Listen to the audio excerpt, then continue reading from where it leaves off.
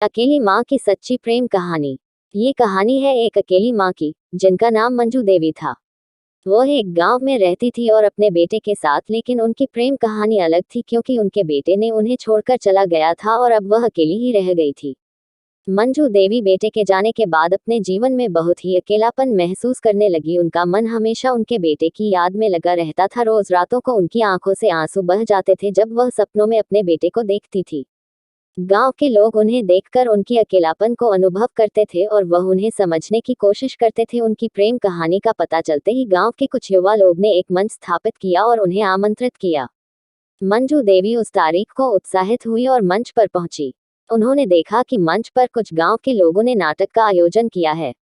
नाटक में एक माता जी की कहानी दिखाई जा रही थी जिसने अपने बच्चे की सुरक्षा के लिए जंग लड़ी थी। उनकी कहानी ने मंजू देवी को गहराई से छू लिया। वह अपने अंदर की शक्ति को महसूस करने लगी और यकीन करने लगी कि एक माँ का प्यार किसी भी मुश्किल का सामना कर सकता है।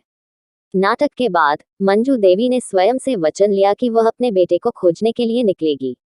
वह एक साथी बनाने के लिए अपने गांव के युवा लोगों से आग्रह करती हैं। लोग उनकी इच्छा को समझते हैं और वहां उनके साथ साइकिल सवारी के लिए तैयार हो जाते हैं।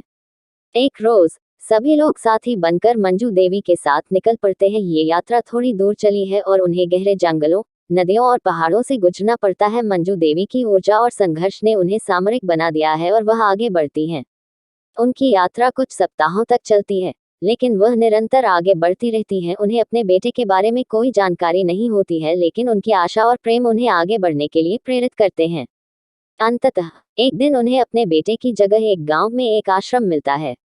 उन्हें उस आश्रम में अपने बेटे के खोज का पता चलता है। जब मंजू देवी अपने बेटे के सामने पहुंचती हैं, तो दोनों माँ बेटे के बीच एक भारी आलिंगन होती है। मंजू देवी बेटे को गले लगाती हैं और वह अपनी प्रेम को अंदर भरने के लिए रोते हैं। बेटे को देखकर मंजू देवी की आंखों से आंसू बहने लगते हैं, जो अब खुशी के आंसू होते हैं। वह बच्चे के गोद में बैठकर अपनी बाहों में उसे भरपूर प्यार देती हैं। इस समय उन्होंने महसूस किया कि उनका सब्र, त्याग और प्रेम उन्हें यहाँ तक लाने के लिए सही था।